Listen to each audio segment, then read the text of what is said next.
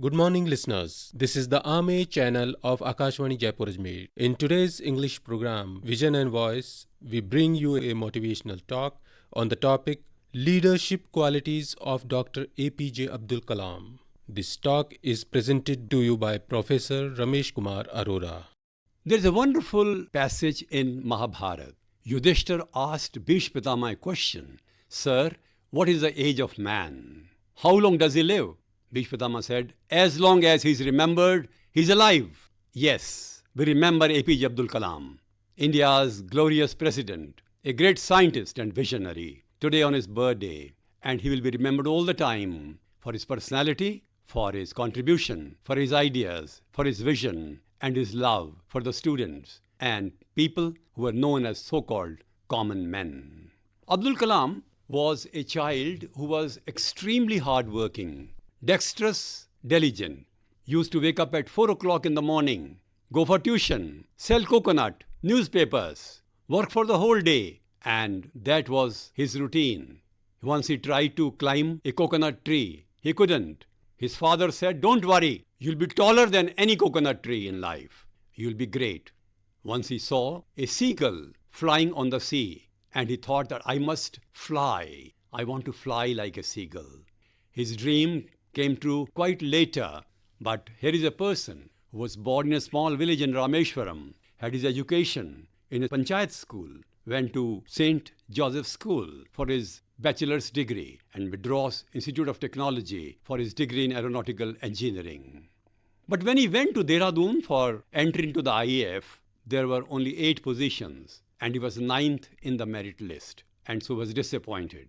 He went to Rishikesh, was standing outside the ashram of Swami Shivanand, and there was a voice within, don't worry Abdul, there are better things to do for you. Well, he joined ISRO, DRDO, continued as scientific advisor to the highest luminaries in the country, Prime Minister, Defense Minister, Government of India, and he was a person giving tremendous responsibility in developing the nuclear power in India and missiles in India. During SLV-3 experiments, he did not sleep for 78 hours. He was so dedicated to his job and mission that it was really amazing how he controlled his own body needs even and totally involved himself in the work that was to be done. Abdul Kalam was responsible for nuclear tests in India in 1998. His perspicacity worked a great deal and foreign satellites could not know what India was doing at that crucial moment.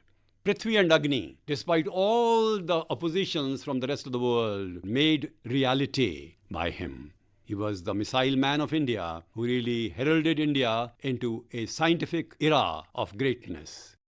Abdul Kalam, even during his presidency, was working as a sincere researcher in the field of science, in the field of robotics, in the field of aeronautics, and something which interested him.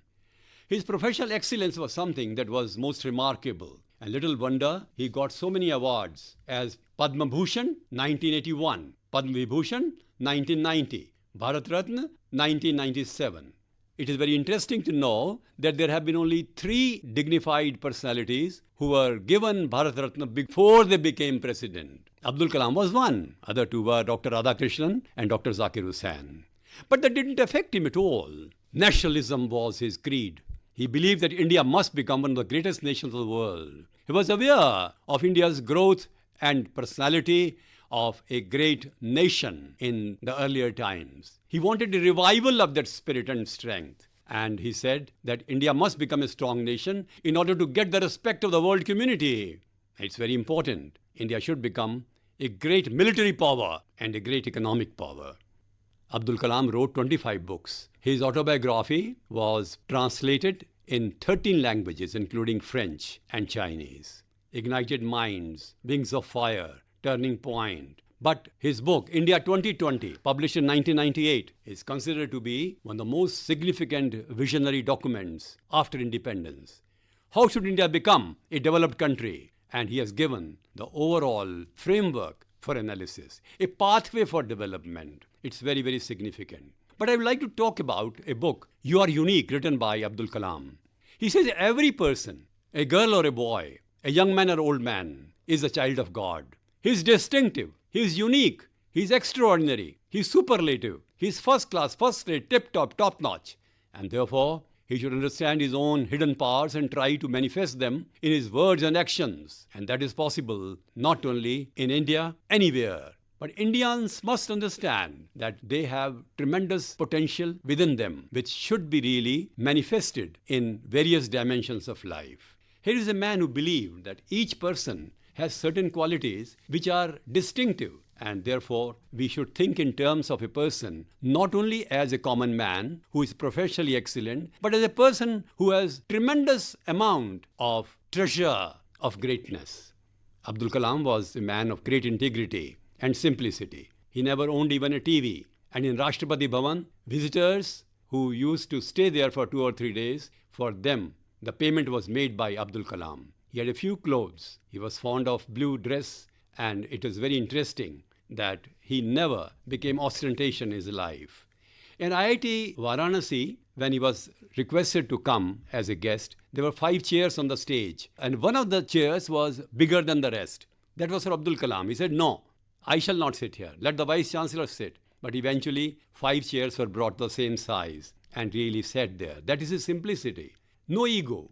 Although he was given great awards by the government, he had 48 universities bestowing on him doctorates, multiple national international awards. But he took everything as something, as a gift of God, because he worked for the nation and humanity. Would you believe it? That there were 2 occasions when Abdul Kalam escaped death. Once at Thumba, he was working with his friend Sudhakar, and there was some sweat coming from Sudhakar's forehead, which fell into a chemical. It was a big blast. The whole laboratory caught fire. Sudhakar broke one pane of a window, threw Abdul Kalam outside the window, and he was saved. Sudhakar was burnt a bit. He was in hospital. Abdul Kalam asked a question to Sudhakar, "Why did you save me?" Sudhakar said, "Forget about it. Both of us have to complete the great targets given to us by our bosses. We have to make India great." And another time, when he was going to Bokaro from Ranchi, there was a big thud and helicopter fell down, but he was saved. Unfortunately, on 27 July 2015, while he was delivering a lecture at IIM Shillong, he passed away, dying in harness, delivering a lecture. But I tell you one thing, a man who was never afraid of death. At the age of 84, he had done so much which people will do normally in 200 years. Not a single moment was wasted in his lifetime. Let's look at some of the qualities for which he is very well known. He was an achievement-oriented personality, had high goals and wanted to achieve them, and he did achieve them.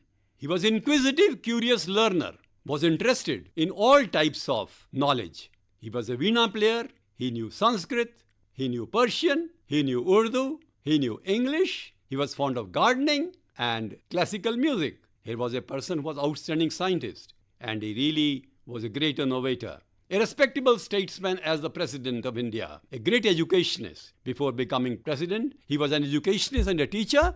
After he left presidency, again he was a teacher, and he was a creative writer, wrote 25 books. He was an active spiritualist, believed that religion should not be an instrument for fighting among people, but bringing them together. Love is the basic principle of good religion, and he was learning from all great scientists. He had a number of icons who really inspired him a great deal. Vikram Sarabhai, Homi Jahangir Baba, D.S. Kothari, Suresh Dhawan, Brahm Prakash. But he learned from even common man. He learned from students even, through discussions. He must have had face-to-face discussion with students, at least a few lakh of students. And he used to ask questions. And then he was a great interactional teacher and a motivator. He was an advocate of liberalism, human freedom, equality, human dignity, and never thought that a person in power ought to, in any way, deal with his subordinates, a teacher with his students, in a manner that is condescending. And that is why, even with subordinates, he was a great man, encouraged them all the time and respected them for what they were. He was a missionary motivator. He said, climbing to the top demands strength, whether it is the top of Mount Everest or to the top of your career. Move ahead. He was a visionary. He was very generous. He was empathetic. He was simple. He was honest. He was resilient. He had self-esteem and most cordial in behavior. He used to speak very little, speak sweetly, all the time having a smile on his face, never got angry. I'll give you an example of something which you will be really interested in. It was on 6th July 2006 that I, with about 14 other people, went to Rashtrapati Bhavan. There was a centenary volume in honor of Professor D.S. Kothari, and he knew D.S. Kothari very well, which was to be released by Abdul Kalam.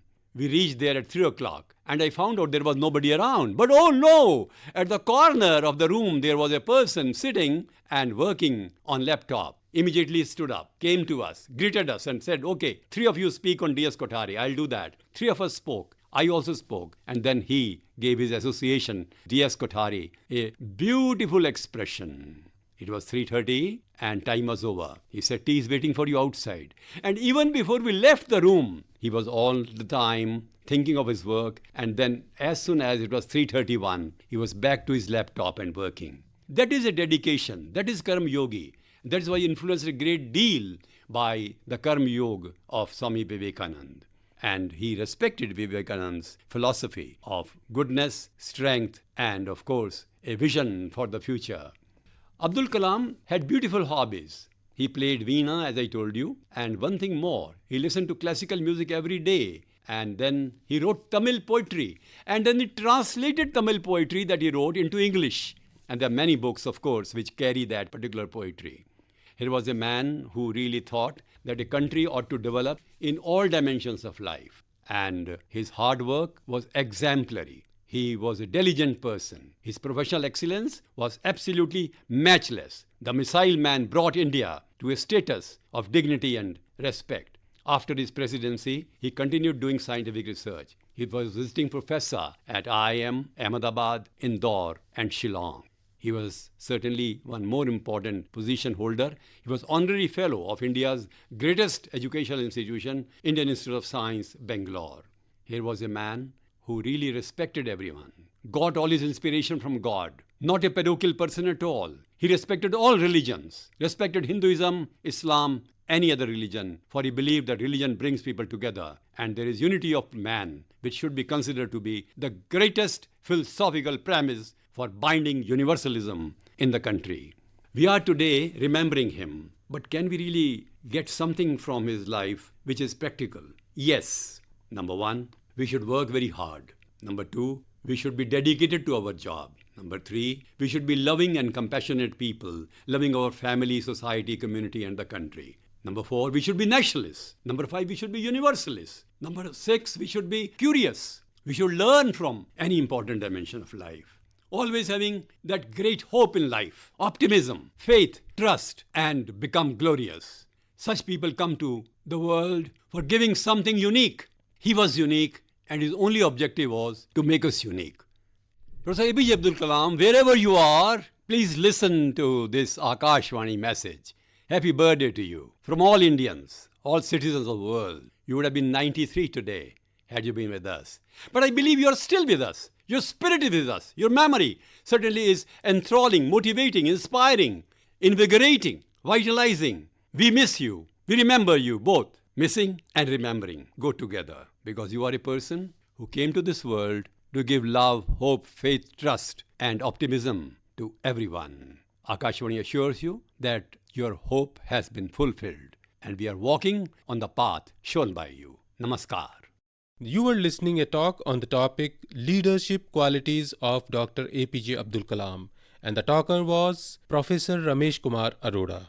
With this, we ends the English program Vision and Voice. Production assistance given by Rajendra Singh Dara and presenter was Dr. Gaurav Yadav.